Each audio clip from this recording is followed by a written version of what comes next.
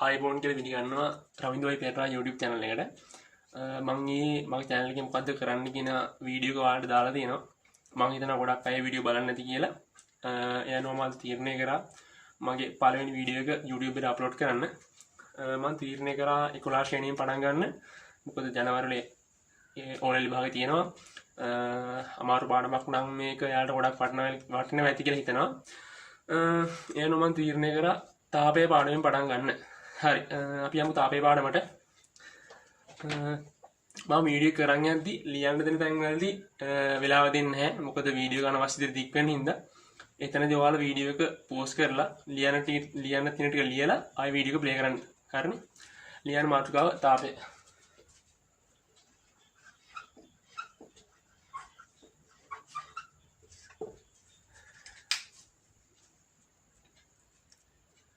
මේ තාපය පිළිබඳ ඉගෙන ගනිද්දී අපි දැනගන්න ඕන මූලික භෞතික රාශියක් තියෙනවා.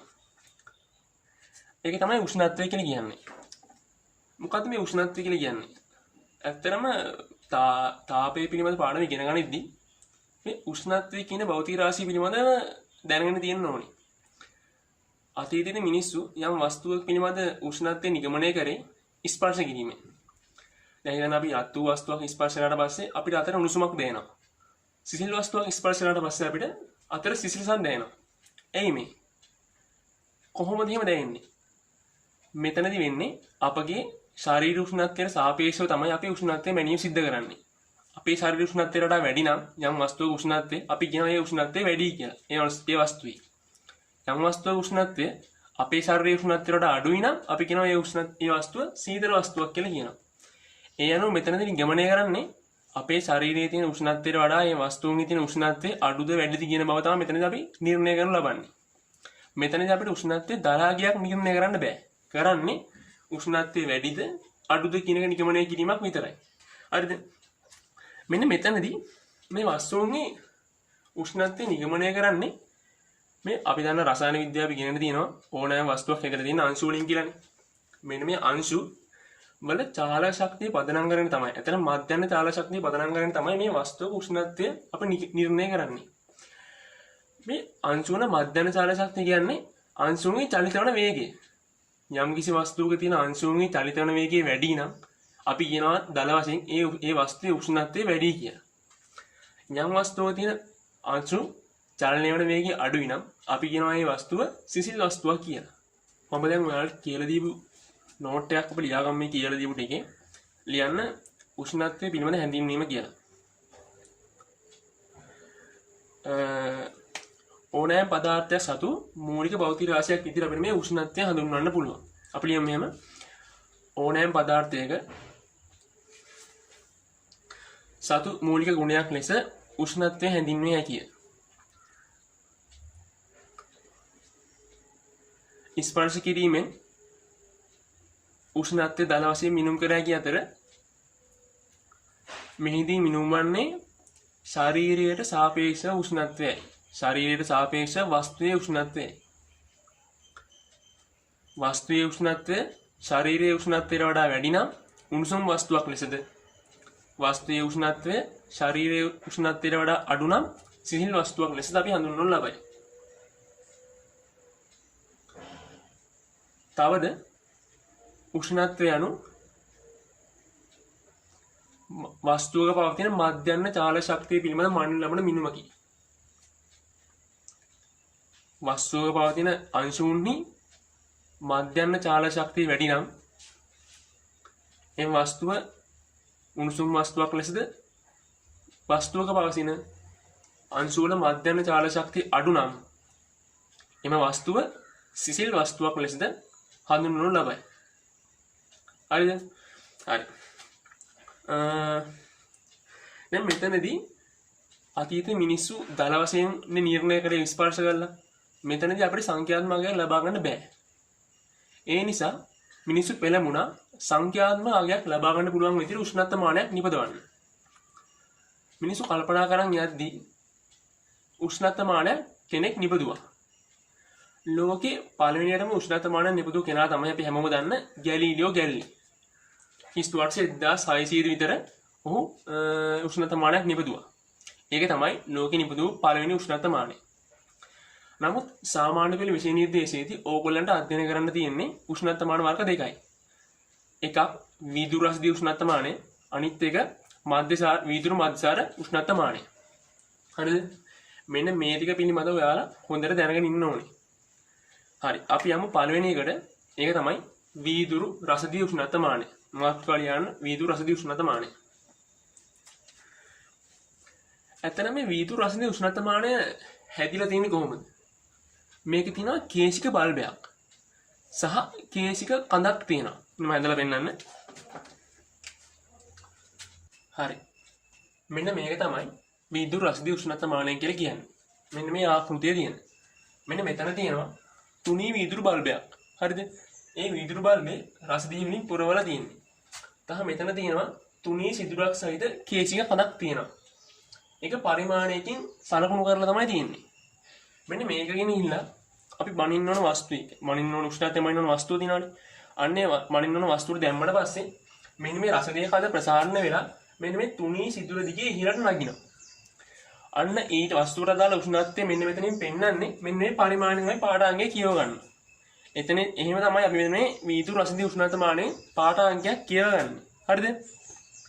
මෙතනදී ඇත්තරම මේ වීදුරු රසදිය උෂ්ණත්ව මානයේ වාසි කීපයක් තියෙනවා.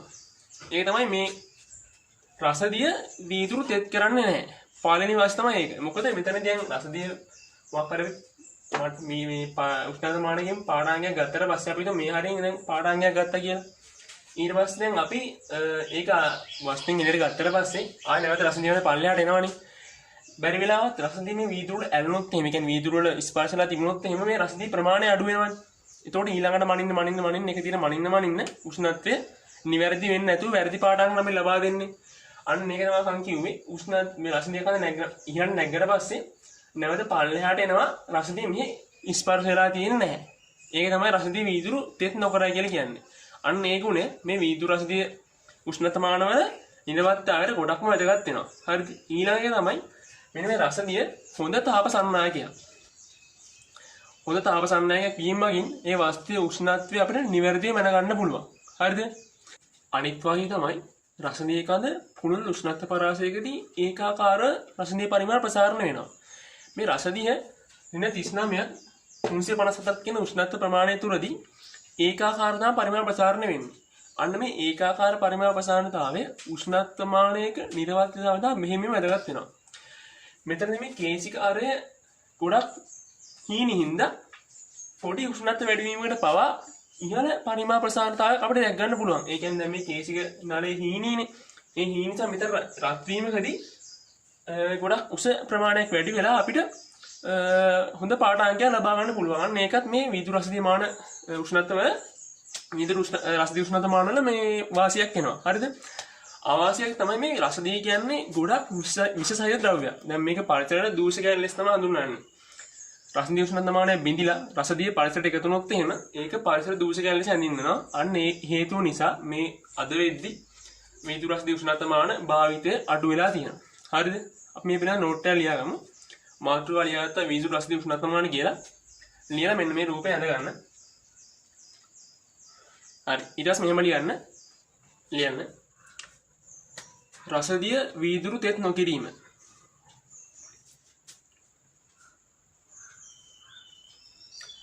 පුළුල් උෂ්ණත්ව පරාසයකදී රසදියෙහි පරිමාණ ප්‍රසාරණතාවයේ ඒකාකාරී වීම. වරහන් දාලා ලියන්න. ඍණ 39ක් 357ක් අතර උෂ්ණත්වයකදී රසදිය හොඳ තාප සන්නායකයක් වීම. මෙන්න මේවා තමයි වීදුරු රසදිය උෂ්ණත්ව මානයක තියෙන වාසි. අවාසි කියලා යටින් ලියන්න. රසදිය පරිසර දූෂකයක් බැවින් පරිසරයට එක්වීම හානිදායකය. හරිද? ඔන්න ඕක තමයි වීදුරු රසදිය උෂ්ණත්ව මානය කියන එකේ සාරාංශය. ඔයාලට මම කිව්වා තව උෂ්ණත්ව මානයක් කියනවා කියලා. ඒ තමයි මධ්‍යසාර වීදුරු මධ්‍යසාර උෂ්ණත්ව මානය. වීදුරු මධ්‍යසාර උෂ්ණත්ව මානය කියන්නේ මේකම තමයි. මෙන්න මෙතනදී මේ තුනී වීදුරු බල්බයේ රසදිය වෙනුවට වීදුරු මධ්‍යසාර උෂ්ණත්ව මානය පුරවලා තියෙන්නේ මධ්‍යසාර වලින්. ඒ කියන්නේ එතනෝල්. ඒක විතරයි මේකේ දකින්න තියෙන වෙනස. අනිත් සියල්ල මේ වගේ තුනී සිදු රසන කේසින් කඳක් බල්බයක් පරිමාණයක් මේ ආකාරයෙන්ම තියෙනවා. මෙතනදී පුරවලා තියෙන රසදිය වෙනුවට මධ්‍යසාර එතනෝල්. මෙන්න මේ එතනෝල් පුරවලා තියෙන එකෙන් අපිට මෙන්න මේ රසදිය උෂ්ණත්වමානයට වඩා මධ්‍යසාර උෂ්ණත්වමානයේ පොඩි වාසියක් තියෙනවා. මෙන්න මේ රසදිය වෙනුවට මධ්‍යසාර පුරවලා තිබෙන ලැබෙන වාසිය තමයි මධ්‍යසාර වල ද්‍රවාංකය ඍණ 115යි. ඒ කියන්නේ ගොඩක් අඩු උෂ්ණත්වයක්. ඒ කියන්නේ මේකේ මධ්‍යසාර දැම්මට පස්සේ අපිට පුළුවන් ගොඩක් අඩු උෂ්ණත්ව තියෙන වස්තුන්ගේ උෂ්ණත්වය මනින්න. අන්න ඒක තමයි මෙතන ලැබෙන ප්‍රධාන වාසිය. තවත් වාසියක් විතර අපිට ගන්න පුළුවන්. මෙතනදී මධ්‍යසාර හොඳ තාපසන්නයයක් එනවා. ඒ වගේම තමයි ඒකාකාරී පරිමාපසාරණේ අර කලින් රසදිය විදුර රසදිය උෂ්ණත්වමානය කතා කරා වගේම වාසි කීපයක් තමයි මේකෙත් තියෙන්නේ. මේකෙන් ලැබෙන ප්‍රධාන වාසිය තමයි ඍණ 115ක් වෙන නිසා මේකේ ද්‍රවාංකය අපිට පුළුවන් මේකෙන් ඉතා කුඩා උෂ්ණත්ව මනින්න. අන්න ඒක තමයි මේකෙන් ලැබෙන ප්‍රධානතම වාසිය. හරිද? ඒ වගේම තමයි මේ මධ්‍යසාර කියන්නේ ආවරණයි. ඒතකොට දැන් මේකෙන් පාඨාංගයක් ගද්දී අපිට හරියට මෙන්න මේ මාර්ගය නිවැරදිව කියවා ගැනීම පහසුතාවයක් දෙන්න පුළුවන්. අන්නේ දෝෂේ වළක්ව ගන්න තමයි අපි මේ මධ්‍යසාර වලට මොකක්ද වර්ණකයක් එකතු කරනවා. එතකොට අපිට පුළුවන් නිවැරදිව උෂ්ණත්වමානයේ පාඨාංගය කියව ගන්න. මධ්‍යසාර කියන ආවරණය වර්ණ එකතු කරලා පස්සේ අපිට පුළුවන් මේකෙන් නිවැරදි උෂ්ණත්වමානයේ පාඨාංගය කියව ගන්න. එහෙනම් අපි ලියමු මේකේ යන මාතෘකාව මධ්‍යසාර උෂ්ණත්වමානය. මීදුරු මධ්‍යසාර උෂ්ණත්වමානය ලියා ගන්න. මීදුරු රසදිය උෂ්ණත්වමානය පරිදිම මේ නිපදවා ඇති අතර මෙහි වෙනස වන්නේ මේ බල්බය තුර සමන්විත වන්නේ රසදිය වෙනුවට මධ්‍යසාරයි. එමගින් ලැබෙන ප්‍රධාන වාසිය වන්නේ මධ්‍යසාර වල ද්‍රවාංගය ඍණ 115ක් වන බැවින් කුඩා උෂ්ණත්ව මැනීම සඳහා මෙම මධ්‍යසාර උෂ්ණත්වමානය යෝග්‍ය වීමයි. ඊට අමතරව ඒකාකාරී පරිමාපසාරණතාවය අනෙක් ද්‍රව වලට සාපේක්ෂව ප්‍රසාරණතාව වැඩිවීම ආදීන්ද ගත හැකිය.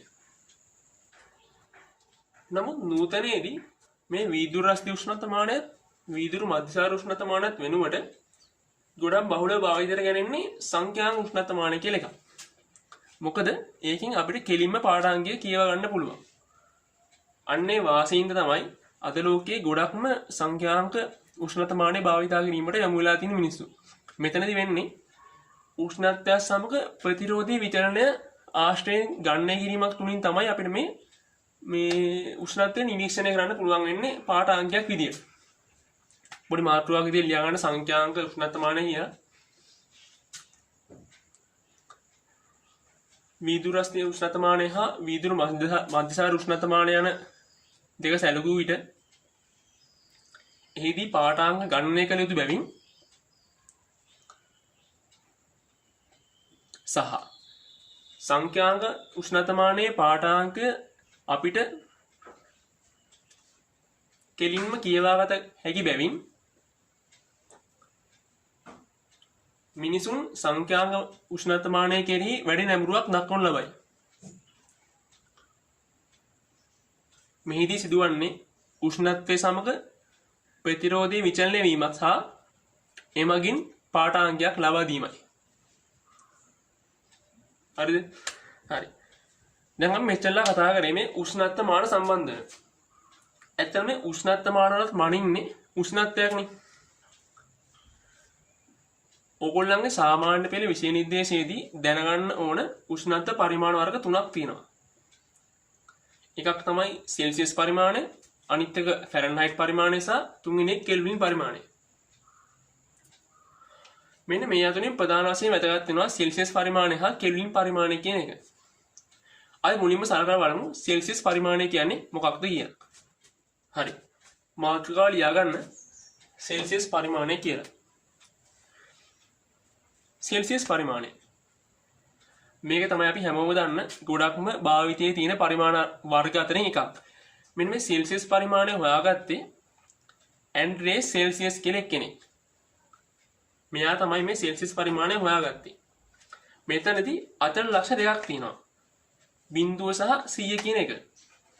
මෙතනදී මේ සෙල්සියස් පරිමාණයේ අර්ථ දැක්වීමක් විදිහට හඳුන්වලා තියෙන්නේ වායුගෝලීය පීඩනය 1යි ATM වන තත්ත්වයේදී. ඒ කියන්නේ වායුගෝලීය පීඩනය 1ක් වන විටදී සංසුද්ධ අයිස් ද්‍රව බවට පත් වෙන උෂ්ණත්වයේ සෙල්සියස් අංශක බිඳුව ලෙසද එම පීඩනයේදීම ද්‍රව ජලය කුමාලයේ බවට පත් වෙන උෂ්ණත්වයේ සෙල්සියස් අංශක 100 ලෙසදගෙන තමයි මෙන්න මේ සෙල්සියස් පරිමාණය නිපදවලා තියෙන්නේ. කියන්නේ මෙතනදී අචල ලක්ෂ දෙක තමයි සෙල්සියස් අංශක බිඳුව හා 100 කියන එක. බිඳුව හා 100 අතර තමයි මේකේ අචල ලක්ෂ දෙක වෙන්නේ. බිඳුව කියන්නේ සංසුද්ධ අයිස් ද්‍රව බවට පත් වෙන උෂ්ණත්වය, 100 කියන්නේ ජලය කුමාලයේ බවට පත් වෙන උෂ්ණත්වය. මෙතනදී වැදගත්ම දේ තමයි මේ අවස්ථා දෙකේදීම වායුගෝලීය පීඩනය එකක් වෙන්න ඕනේ. 1යි ATM තත්ත්වයටදී තමයි මෙන්න මේක සෙල්සියස් පරිමාණය මෙන්න මේ ලක්ෂ දෙක වළංගු වෙන්නේ බිඳුව හා 100 අතර. හරිද?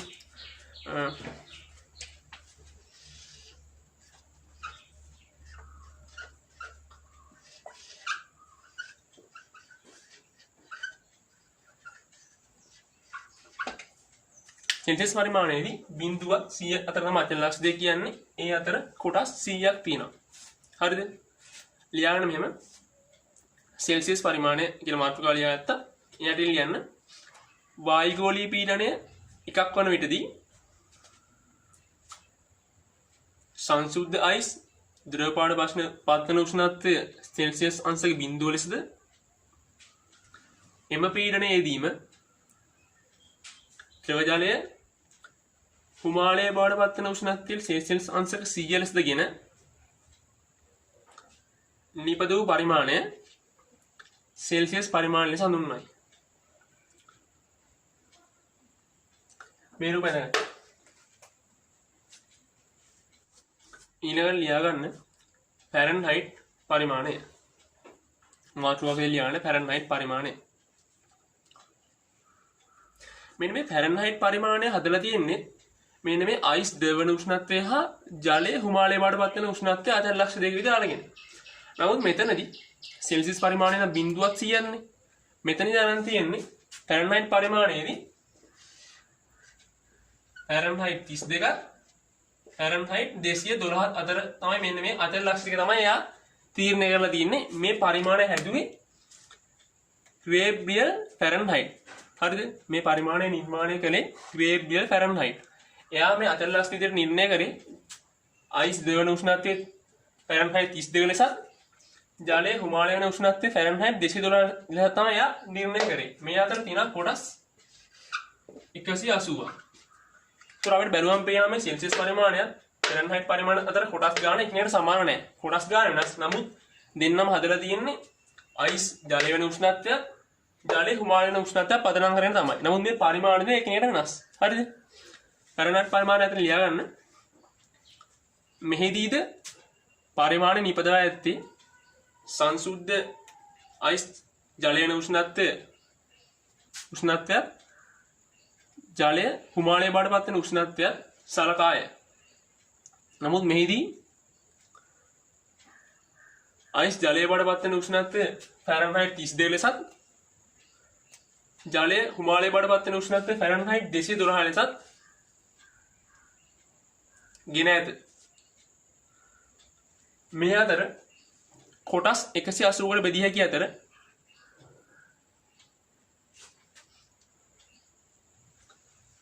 කොටස් 180කට බෙදිය හැකියි.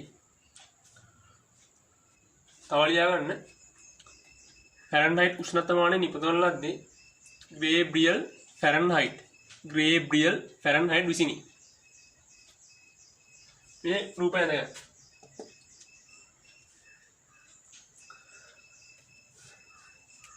මෙතනදී යටින් වැදගත් කියලා ලියන්න. මේ යටින් වැදගත් කියලා ලියන්න. මේ උෂ්ණත්ව පරිමාණ දෙකම හදලා තියෙන්නේ අචල ලක්ෂණ දෙක පදනම් කරගෙන.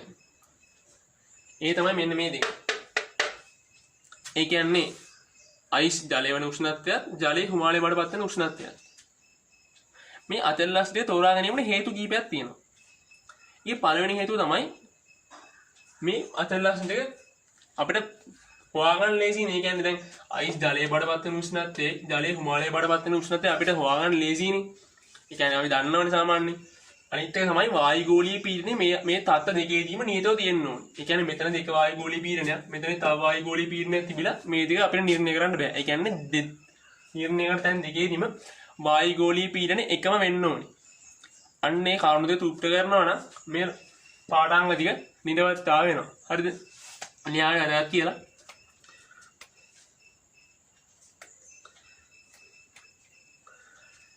පීඩනය වෙනස් නොවුනොත් අචල ලක්ෂණ දෙකේදීම උෂ්ණත්ව පාඨාංගයන් වෙනස් නොවේ.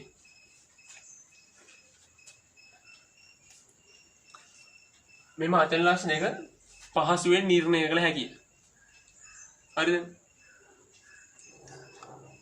යටින් ලියන්න සෙල්සියස් පරිමාණය කියලා ලියලා සෙල්සියස් පරිමාණය කියලා ලියලා ඊට ඉස්සරහින් ඉරක් ගහලා ලියන්න. ඔයාගත්තේ ඇන්ඩ්‍රේස් සෙල්සියස්. ඇන්ඩ්‍රේස්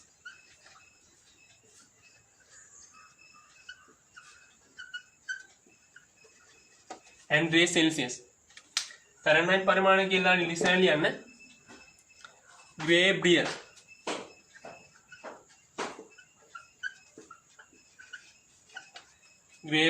फ़ारेनहाइट හරිද දැන් මේ උෂ්ණත්වමාන දෙකම නිපදලා තියෙන්නේ ඒ නිපදවපු අයගේ අභිමතය පරිදිනේ මේ අතලස් නිර්ණය කරලා තියෙන්නේ නමුත් බ්‍රිතාන්‍ය විද්‍යාඥයෙක් හිටියා කෙල්වින් සාමියරෙක් කියලා විද්‍යාඥයෙක් එයා හොයාගත්තා යම් වස්තුවකට තියෙන්න පුළුවන් ආහම උෂ්ණත්වයක් තියෙනවා කියලා.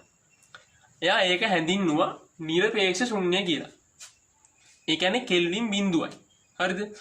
කෙල්වින් බිඳුවයි කියන්නේ සෙල්සියස් වලින් ගත්තොත් එහෙම -273.1.5 වෙනවා සෙල්සියස්.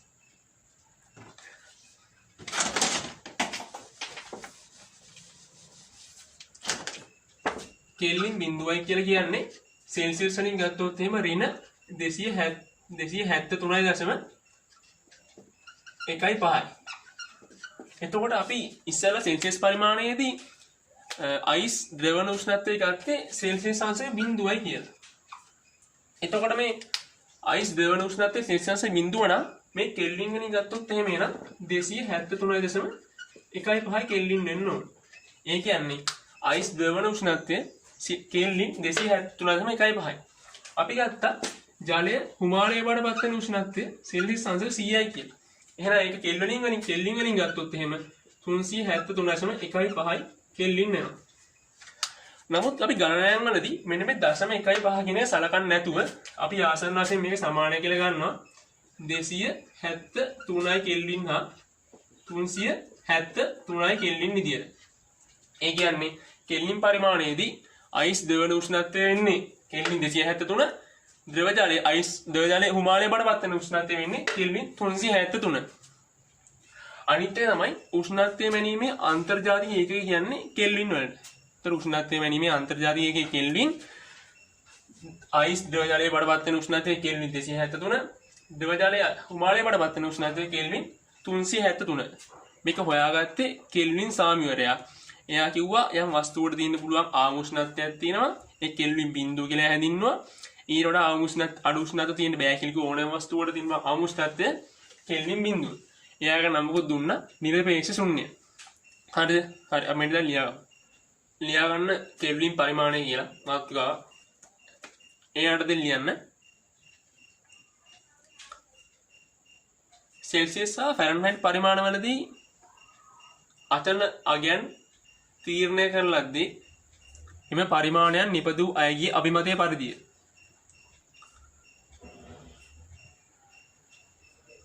මෙහිදී බ්‍රිතාන්‍ය ජාතික විද්‍යාඥයෙකු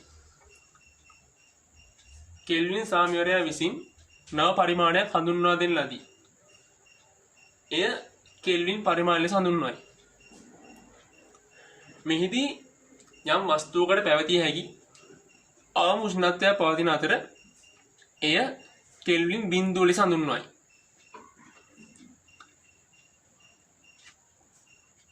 එම උෂ්ණත්වය නිරපේක්ෂ ශුන්‍ය ලෙසද හඳුන්වයි. ඒ කියන්නේ ඉරක් ගන්න නිරපේක්ෂ ශුන්‍ය. හරිද? ඊට පස්සේ මෙන්න මේ විදිහට ලියා ගන්න. පැවතියේ ආම උෂ්ණත්වය කෙල්වින් බිඳුවයි. ඊට අදාළ සෙල්සියස් පරිමාණය කියන්නේ 273.1.5 කියලා. ඊට පස්සේ අයිස් ද්‍රව බවට පත් වෙන උෂ්ණත්වය සෙල්සියස් වලින් අපි 0 කියලා ඉන්නේ කරා ඒ කෙල්වින් ගත්තොත් එහෙම 273.1.5යි ඒක 0.1.5 අයින් කරලා අපි ආසන්න ගත්තොත් එහෙම 273 කෙල්වින් කියලා ගන්නවා.